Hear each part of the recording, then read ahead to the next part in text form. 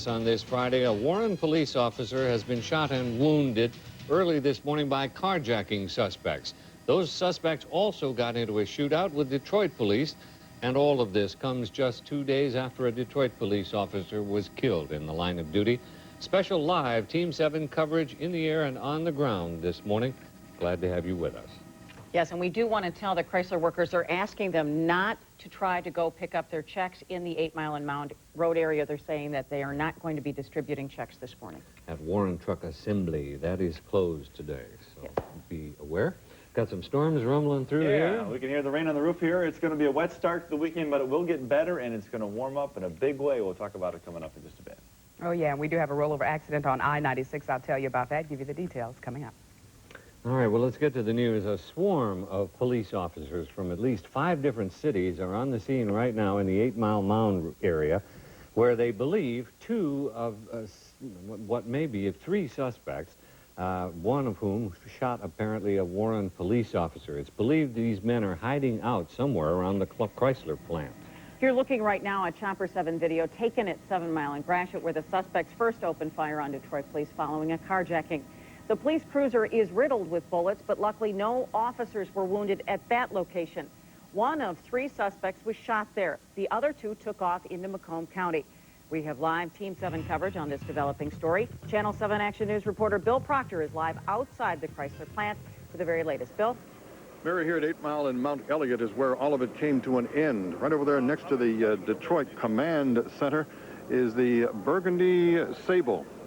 From 1980s, early 1990s, an old car that apparently was the subject of the carjacking that took place on Gratiot Avenue at around 2 o'clock this morning. A man inside that car had it taken away from him. 3 young men in gunpoint, apparently, at Gratiot and McCullough. Not too terribly far away from there, at Gratiot and Alcoy at a gasoline station. That is where a couple of unsuspecting police officers in a squad car were fired upon by a semi-automatic weapon. The assistant chief, Marvin Winkler, was here to talk about what happened after that. We're just doing a slow, methodical search because it is such a massive piece of real estate that we have to search. We have about 4 different agency SWAT teams along with our SWAT team and various officers from several different departments. And we're just going through it. We're getting the employees out before we can let them go. We got to make sure the cars are safe and secure. Assistant Chief Winkler talking about what's happening on the inside of the plant at this point. Apparently the employees expected for the morning shift told not to come here, and the people who are on the inside, well, they're being moved to a safe place while the police make a search on the inside. One of the shootings actually took place right in this general vicinity near 8 Mile and Mount Elliott. That's where a moving Warren police car was fired upon. He was wounded. Apparently a Detroit officer also hurt a little bit, apparently her arm, not from a gunshot, in some other kind of injury. The search now still underway. Reporting live from 8 Mile and Mount Elliott, Bill Proctor, Channel 7 Action News. Thanks so much, Bill. And now let's go to Action News reporter Cheryl Choden for the very latest at Bi-County Hospital on the injured officer. Cheryl? Well, Mary, we have just confirmed that the injured officer does have a bullet lodged in his neck. He was shot while he was following the carjackers, and they were firing, suspected carjackers, they were firing out of a moving vehicle. He was treated in the emergency room. He is still in the emergency room. Some officers and sergeants are here with him, but he is expected to go to surgery. While that bullet is lodged in his neck, we are told it's not believed that his injuries are life-threatening, and that is good news. Now, a suspect was also injured in the Detroit shootout. There was no shootout in Warren. The Warren police officers never fired back, we are told, but there was a shootout with Detroit police. 1 suspect was injured. He is at Macomb St. John Hospital right now. He's in, we are told, temporary serious condition. Again, the officer here, they're not really listing him in a condition. They always say temp serious when they first come in. Does have a bullet lodged in his neck. He is expected to go into surgery. His wife is here. We're told he has 2 children. We're told he's about a 15-year patrol veteran. In the Warren Police Department, everybody is relieved to know that his injuries are not life-threatening, and that is good news. Of course, in light of everything else that's happened in recent days and in recent months. Reporting live at Bi-County Hospital, I'm Cheryl Choden. Back to you. Thank you very much, Cheryl. Yeah, this has been a very difficult week. This shooting, of course, comes only a day after the Detroit Police Department lost one of its own fighting the drug problems in the city. Officer Neil Wells was shot to death on Wednesday night during a drug raid on Detroit's northwest side. He was shot with an AK-47. The 2 bullets apparently went right through his armored vest and destroyed his heart. Wells was a 15-year veteran of the police force, the father of 2 teenage kids. His fellow officers say you could always count on him in a crisis.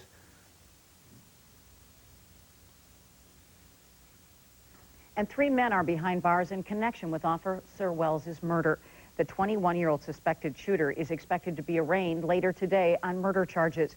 The war that Wells fought against drugs didn't stop. This is video from Detroit Police Department last night, the haul from Operation Spring Clean. It's a series of drug raids in the city that was planned out way before Wells' death. Last night, police confiscated pounds of marijuana, some guns, and thousands of dollars in cash. 100 suspects were arrested. And officers will take time to mourn the loss of Officer Wells this weekend. His visitation will be at the Sieski Funeral Home on West Warren in Detroit. Visitation begins Sunday afternoon and will continue through Monday. Officer Wells' funeral will follow on Tuesday, April 10th. It will be held at Saints Peter and Paul Catholic Church on Granville in Detroit. His funeral begins at 10 a.m. The latest details now on our top national story of the morning, the diplomatic dance between the U.S. and China over the spy plane incident. American diplomats will be able to meet with the U.S. crew on China's Hainan Island sometime later today. President Bush said he is working all avenues to win release of the crew, but the Chinese government insists they want an official "I'm sorry." Speaking in Chile this morning, the Chinese president insisted the U.S. should offer an apology for the incident, but Mr. Bush would not come close to doing that. The Pentagon is now saying the Chinese fighter jet involved in the incident was sighted in the past for buzzing U.S. planes near China's airspace. Just a little bit ago, we could hear the heavy rain on the roof. Doppler 7000 got some thunderstorms on it this morning. The good news is the thunderstorms, at least in part for now, are going to start to... There you go.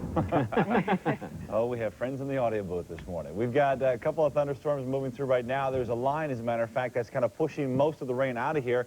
It's through Pontiac and now downtown Detroit and back up just about to Flint, a little east of Flint. And as this pushes off to the east, it's taking most of this rain away, but you can see there's a break and then another line around here, and there will be these lines coming through from time to time throughout the morning. So grab the umbrella, keep it handy. About lunchtime or probably just after lunchtime, you can put it away. As a matter of fact, let me show you what it's going to look like as we go throughout the day here. Showers and thunderstorms for the rush hour this morning, but again, as we go along, by the time we get to the middle part of the afternoon, it'll be mostly cloudy around here, starting to dry out, and you can put the umbrella away. So some improvements on the way as we scoot along. Here's your forecast today. Showers and thunderstorms this morning, mostly cloudy this afternoon. 67, not a misprint. 67 for high, 70s for the weekend. Monica? All right, thanks a lot, Dave. A couple of problems working out there. Let's show you on Smart Traveler 7. Take you out to 96 westbound at Inkster. That rollover accident looks like it's wrapping up right about now. 96 westbound at Inkster and rollover accident wrapping right about now. Let's head on over to 696 eastbound at Halstead. This is just east of 275. You see through the trees there, we have an accident with injuries involved there, and traffic is backed up as a result. It is 696 eastbound at Halstead. That's just east of 275. An injury accident there. Traffic is backed up as a result. Back to you.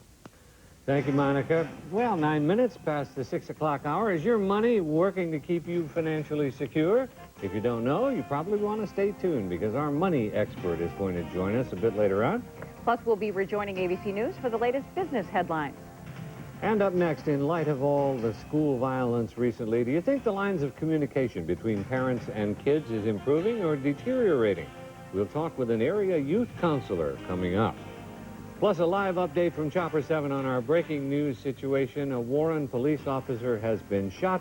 The 8 Mile Mound Road area completely locked down this morning. Action News continues in just 2 minutes.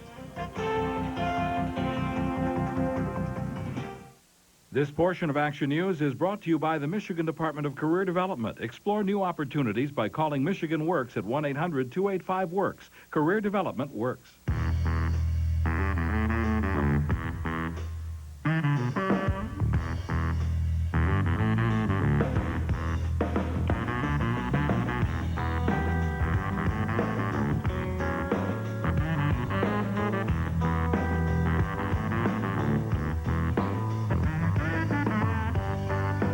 $25,000 careers are waiting. Michigan Department of Career Development can help you get into one. When it's time for a change, it's time to go to Home Goods. After After all, Home Goods is filled with unique brand name items from all over the world. For every room and for every season. At amazing prices. Every day. So come on, change is in the air. And at prices like these, it's in your pocket too. Life is how you decorate it. A tailor is to your suit as a good mechanic is to your car. If your sleeves aren't right or your jacket doesn't lie smoothly, you're not going to look good. Which is why we see our master tailors as our most important accessory. After all, they make sure you look as good in our suits as you do in those that cost a lot more. Every day, more than 3,000 people buy a suit or sport coat at the Men's Warehouse. You're going to like the way you look. I guarantee it. 1-800-776-SUIT. It's Clyde's gigantic store-wide holiday carpet sale. First, save a whopping 25 to 50% off every carpet. Next, padding's free and credit's free for 1 full year. That's right, no interest, no payments for 1 full year. There's giveaways everywhere. Get 3 full rooms of carpet for only $188. Wow, buy 1 remnant, get another remnant absolutely free. Incredible, carpet to 50% off, free pad, free credit, free remnants. Clyde's gigantic holiday carpet sale ends Saturday. Don't miss it.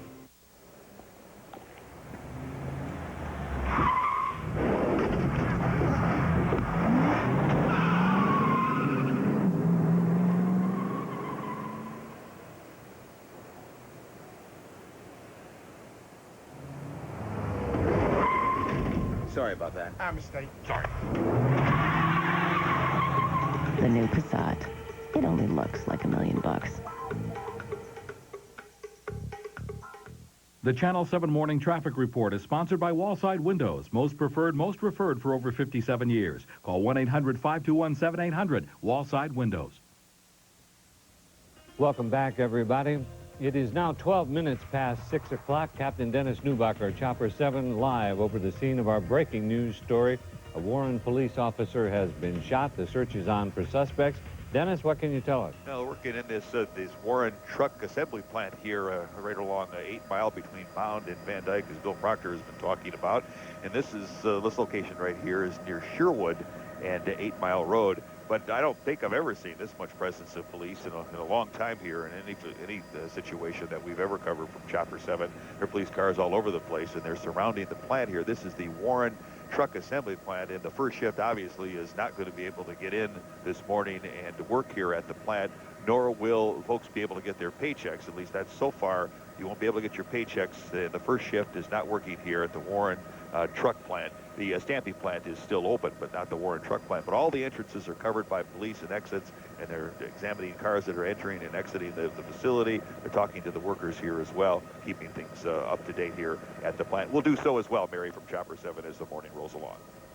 Thanks so much, Dennis, and we'll look forward to getting back to you. Right after the Santana school shooting in California, we discussed a program aimed at helping deal with youth violence, Voice of Reason. The group's founder, Jim Tuman, brought up a few good points on parents communicating with their children.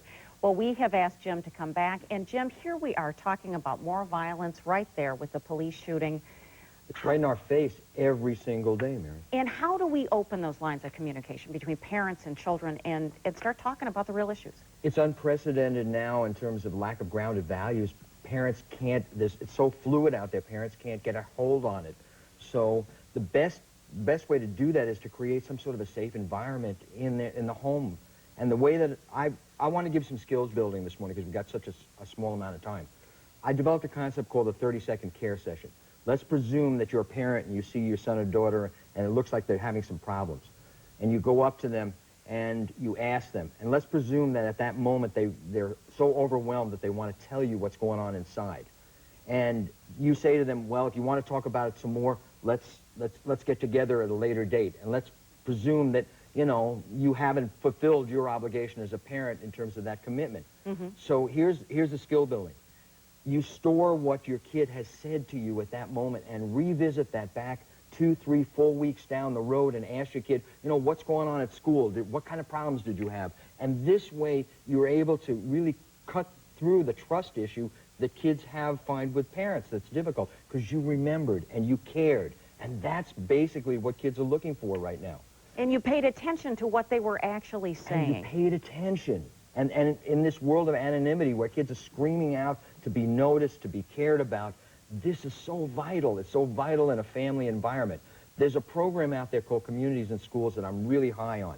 For parents, seek that out because they connect parents as partners in this community in Detroit, and they do a phenomenal job. Well, and how can a child come forward with information about perhaps somebody having a weapon at school without sounding like the one who's going to rat on the other person?